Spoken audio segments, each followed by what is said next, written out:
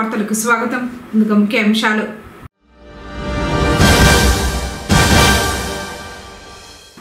దెబ్బతిన్న రోడ్డుకు తాత్కాలిక మరమ్మతులు ప్రారంభం. పనులను పరిశీలించిన ఆర్ఎంబి ఎస్సీ సురేష్ బాబు.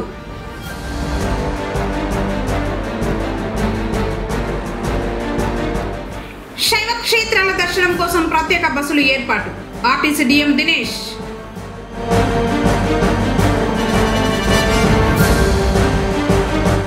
మారెమ్మ పేరుతో సొమ్ము చేసుకుంటున్న అర్చకులు. కానుకలు వేస్తేనే హారతి.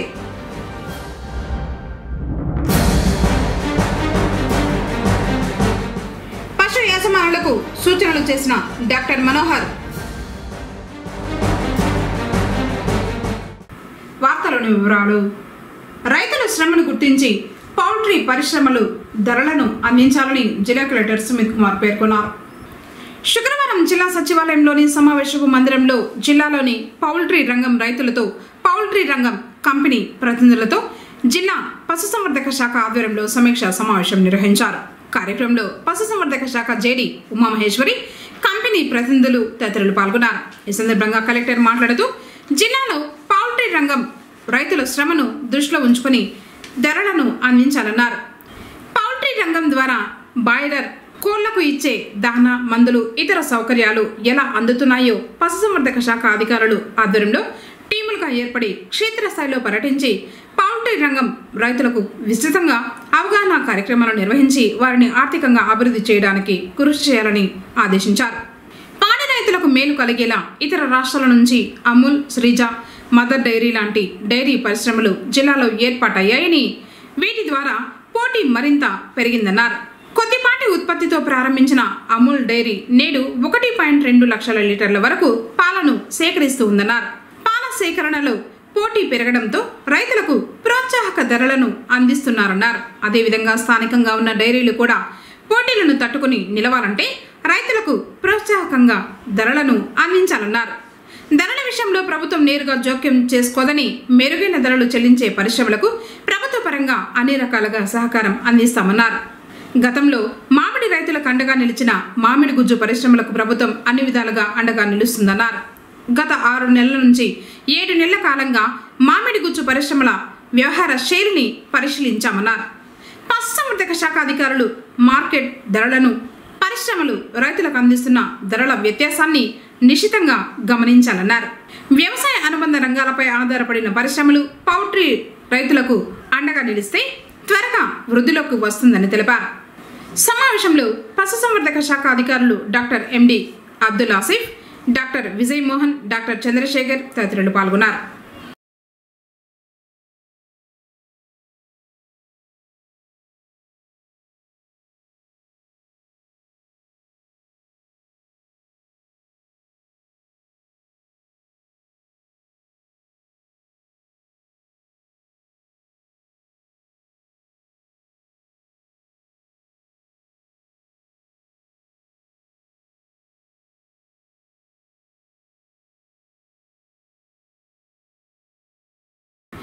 శివునికి ఇష్టమైన మాసం కార్తీక మాసం.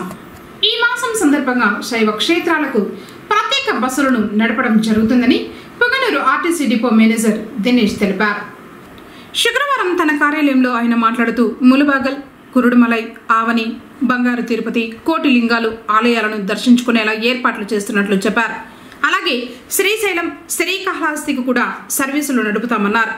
అయ్యప్ప స్వాముల కోసం శబరిమల యాత్రకు ప్రత్యేక ప్యాకేజీలతో కావలసిన రోజున బస్సులు నడుపుతామన్నారు. అవసరమైన వారు ఆర్టీసీ బస్టాండ్లో సంప్రదించాలని విజ్ఞప్తి చేశారు. ఈ సదవకాశాన్ని భక్తులు సద్వినియోగం చేసుకోవాలని కోరారు. నమస్తే అండి, నా పేరు దినేష్. నేను ఇటీవల పుంగనూరు డిపోకి డిపో మేనేజర్గా రిపోర్ట్ చేయడం జరిగింది. ఇప్పుడు మనము ఈ కార్తీక మాసం స్టార్ట్ అయింది. ఈ కార్తీక మాసం సందర్భంగా మనము ఏపీఎస్ఆర్టీసీ తరఫున ప్రయాణికులకు స్పెషల్ బస్సులు అందించేందుకు సిద్ధంగా ఉన్నాము. కార్తీక మాసంలో శైవ క్షేత్రాల దర్శన ఎంతో పుణ్యకారం కాబట్టి అక్కడికి దర్శనానికి బస్సులు ఇవ్వడానికి సిద్ధంగా ఉన్నాము.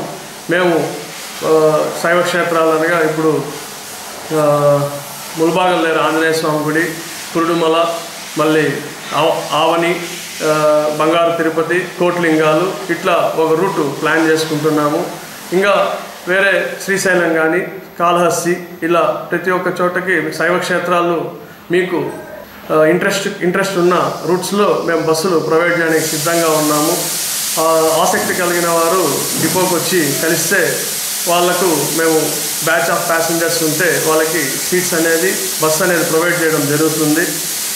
ఇంకా ఏపీఎస్ఆర్టీసీ తరపున ఇప్పుడు శబరిమల అయ్యప్ప స్వామి భక్తులు చాలామంది అయ్యప్ప స్వామి మాలేస్తుంటారు. వాళ్ళకి ఏపీఎస్ఆర్టీసీ సరసమైన ధరల్లో మనకు బస్సెస్ అనేది ప్రొవైడ్ చేయడం జరుగుతూ ఉంది.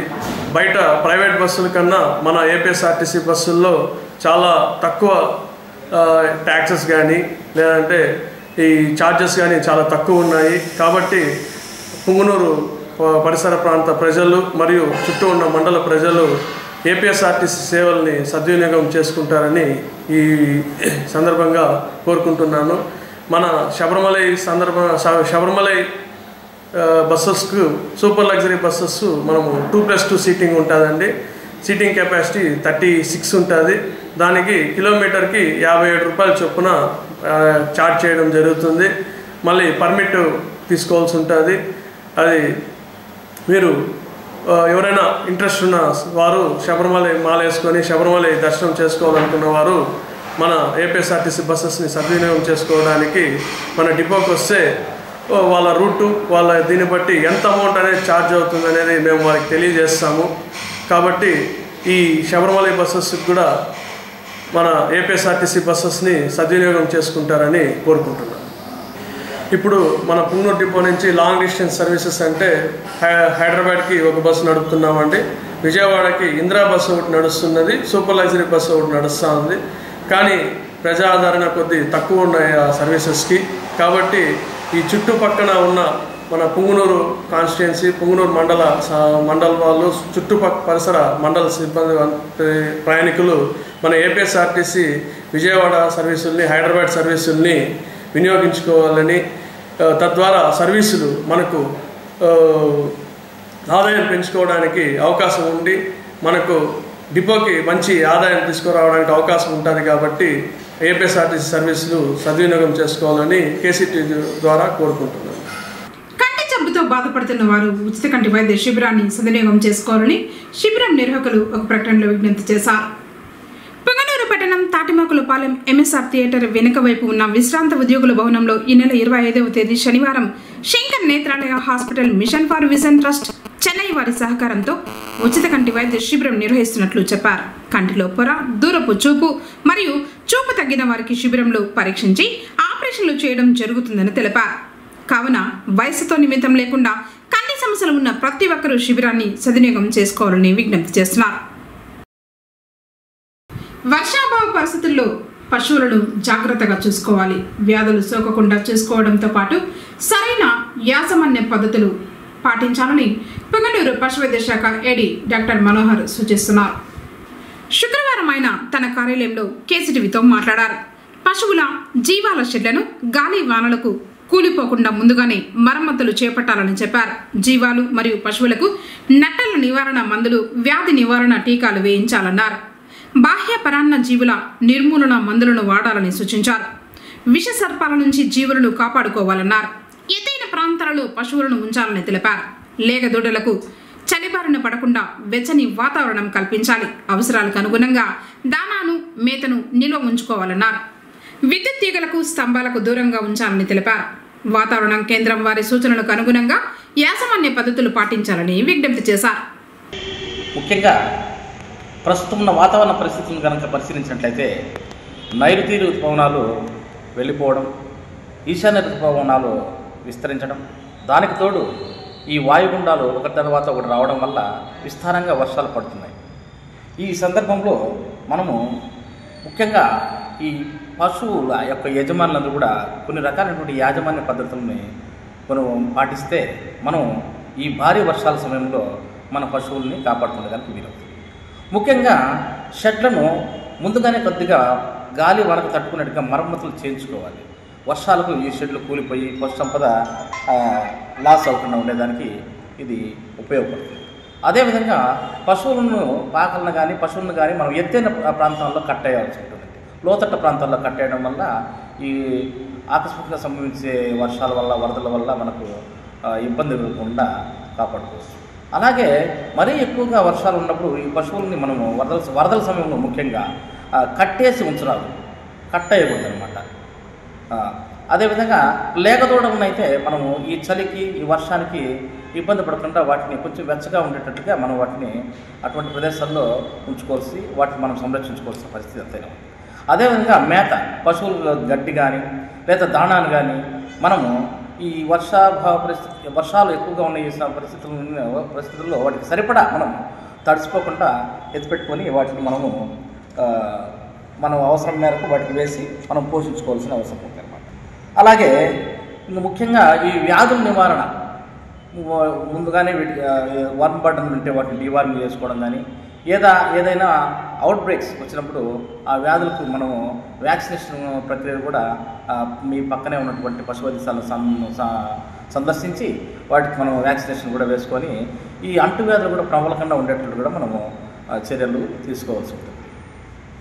ఈ విధంగా ఈ పశువుల యజమానులందరూ కూడా ఈ భారీ వర్షాల సమయంలో తమ యొక్క పశువుల్ని కాపాడుకోవాల్సిందిగా ఈ కేసీటీవీ ద్వారా మీ అందరికీ తెలియజేస్తున్నాను. నమస్కారం. తిరుమలలో 3 రోజులుగా కురుస్తున్న వర్షాలతో 5 ప్రధాన జలాశయాలు జలకరను సంతరించుకున్నాయి. తిరుమలలో పాప వినాశనం, ఆకాశగంగా, గోగర్భం, కుమారధార, పసుపుధార జలాశయాలు ప్రధాన నీటి వనరులుగా ఉన్నాయి. వరద నీటి ప్రవాహంతో మొత్తం 5 జలాశయాల్లోకి నీరు చేరుకుంటోంది. గోగర్భం డ్యాం పూర్తిగా నిండిపోవడంతో ఒక గేటును తెరిచి నీటిని దిగువకు విడుదల చేశారు.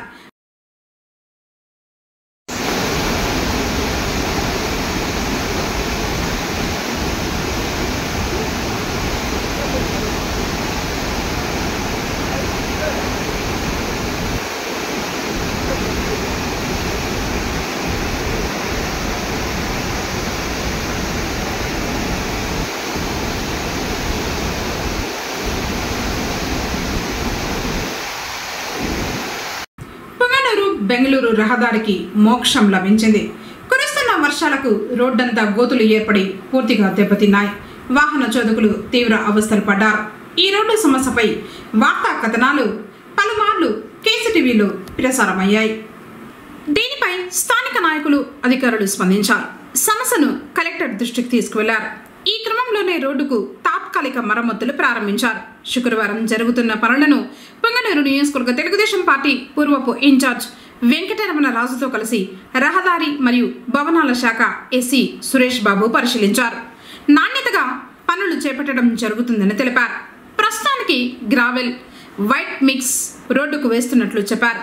సుమారు 3 కిలోమీటర్లు దెబ్బతిన్న రోడ్డుకు మరమ్మతులు చేపడుతున్నట్లు తెలిపారు. పనులు వేగంగా జరుగుతున్నాయని పేర్కొన్నారు.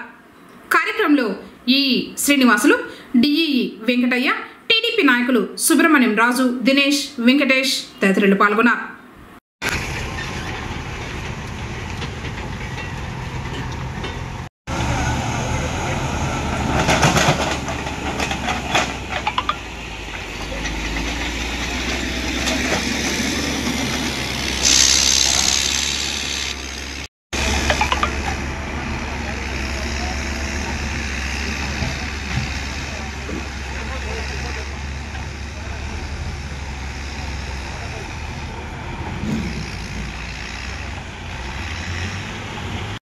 పొంగనూరు, చక్రాయలపేట, బైరెడ్డిపల్లె రోడ్డు.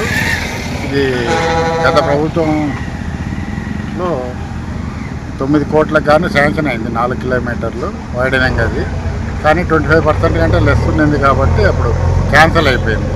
ఇప్పుడు రీసెంట్ వర్షాలకు రోడ్డు బాగా డ్యామేజ్ అయింది కాబట్టి దాన్ని తాత్కాలిక మరమ్మతులతో ఇప్పుడు పనిని చేపడుతున్నాము.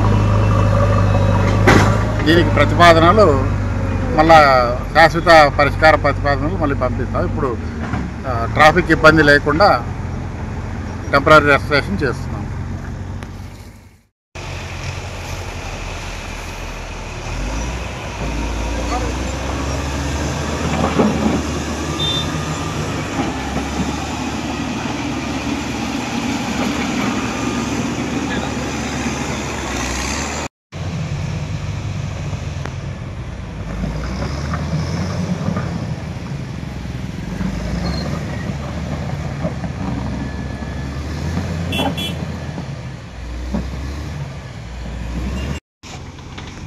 శంకర్రాయలపేట పుంగనూరుకు కనెక్ట్ అయ్యే రోడ్డు పుంగమ్మ చెరువు కట్ట మీదుగా కూడా వర్షాలకు ఇబ్బంది వల్ల చాలా దెబ్బతిని, ఎందుకంటే ప్రజలు రాకపోకలకంతా చాలా ఇబ్బంది జరిగిన కారణాలుగా కూడా, ఎందుకంటే గతంలో చాలామంది పత్రికలు కానీ కూడా తెలియపరచడం జరిగింది.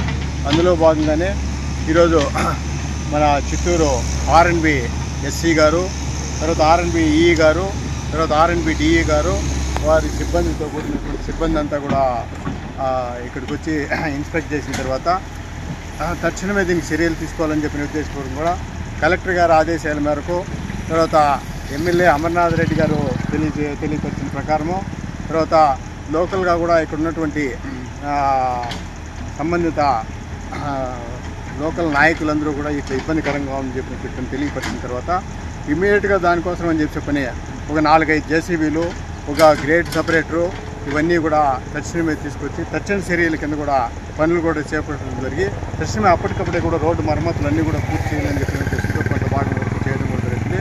అందులో భాగంగానే ఈ యొక్క రోడ్డు కూడా గతంలో టెండర్లు కూడా జరిగాయి.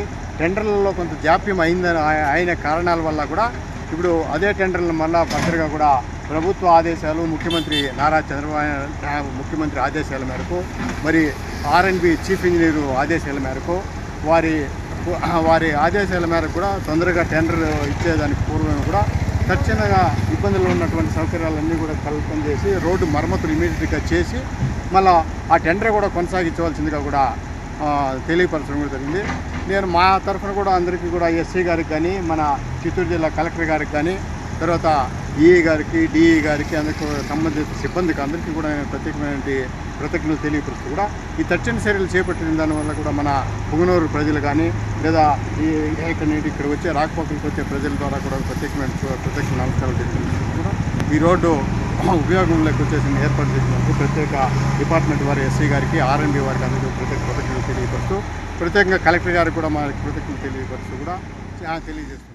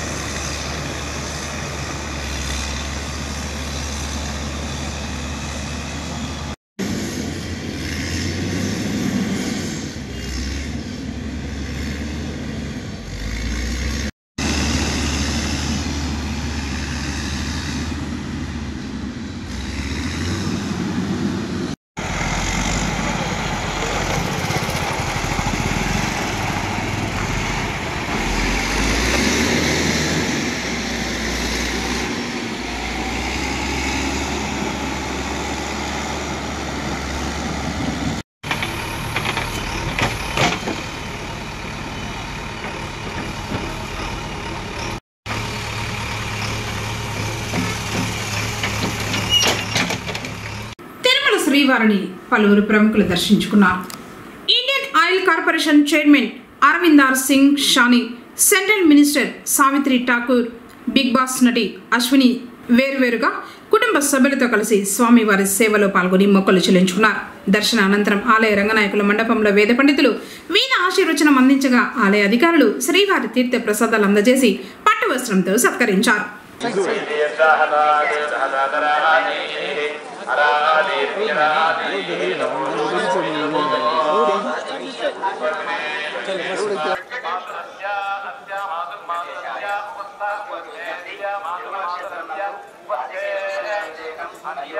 ವೋಟ್ ಮಾಡುವುದು ನಿಷೇಧಿಸಲಾಗಿದೆ. ಉಲ್ಲಂಘಿಸಿದವರಿಗೆ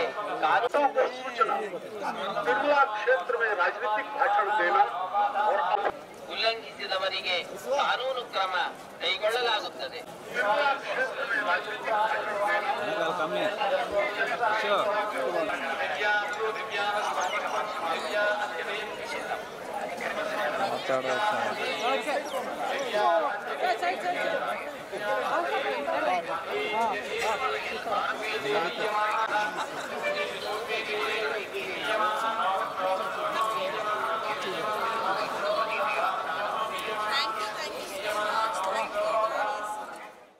వార్తలు ముగించే ముందు ముఖ్యాంశాలు మరోసారి.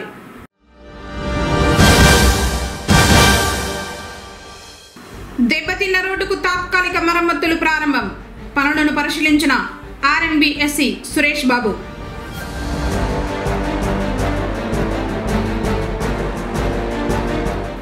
శైవ క్షేత్రాల దర్శనం కోసం ప్రత్యేక బస్సులు ఏర్పాటు. RTC DM Dinesh.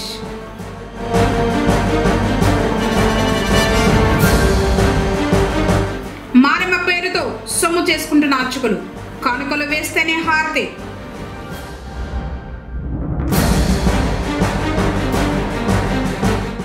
పశు యజమానులకు సూచనలు చేసిన డాక్టర్ మనోహర్.